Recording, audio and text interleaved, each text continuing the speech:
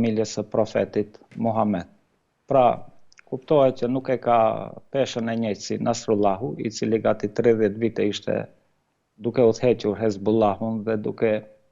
e sjellur në fitore, sidomos në vitin 2006 kundër Izraelit,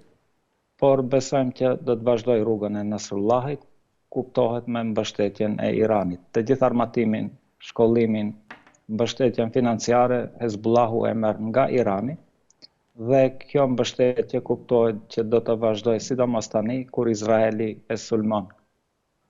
Iranin dhe Irani tani e kërcënon Izraelin që do të kundërpërgjigjet dhe unë shpresoj që do të kundërpërgjigjet që ta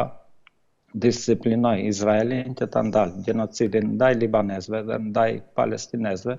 prandaj uroj sukses dhe fitore liderit të ri të Hezbollahut. E qartë, zoti Daudi Ndërkaj, si mund të ndikojë dhe ndërrimi i lidershipit pranë në marrëdhëniet e Hezbollahut me Iranin edhe Sirin? Po tani me Sirin marrëdhëniet janë të mira, sidomos gjatë luftës qytetare, ta quajmë, apo intervenimit të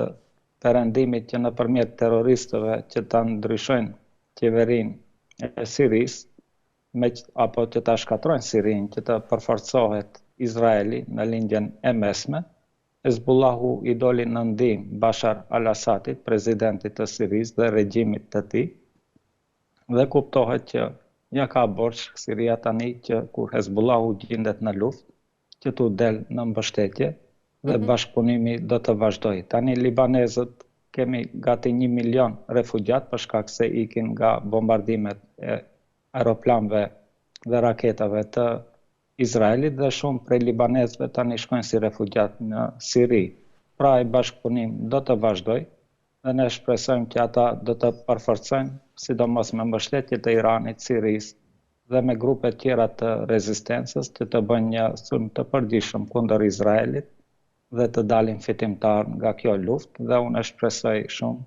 që ata do të dalin fitimtar. E qartë, mirë zoti Daudi, për ta mbyllur sepse jemi në fund, a pritet që kjo strukturë e re pra të çojë në riorganizimin e fuqisë ushtarake të Hezbollahut? Tani Hezbollahu është i fuqishëm, edhe pse ne ndigjojmë shumë nga propaganda izraelite, se thuin i kanë shkatruar raketat e tyre dhe udhëheqësinë e tyre, por Hezbollahu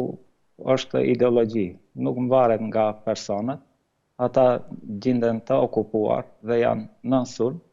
dhe kuptohet që kush e di sa të vrasin izraelitët leadershipin, do të dalin fëmijët e tyre, miqtë e tyre dhe ideologjia do të vazhdojnë.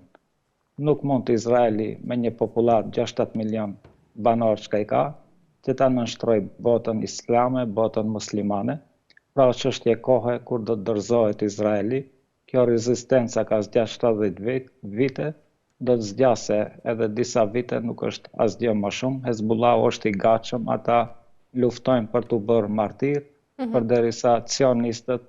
janë ateist, nuk besojnë në botën tjetër, duan që të jetojnë mirë në këtë botë, mirë po Hezbollahu dhe Hamasi u bëri jetën xhehenem izraelitëve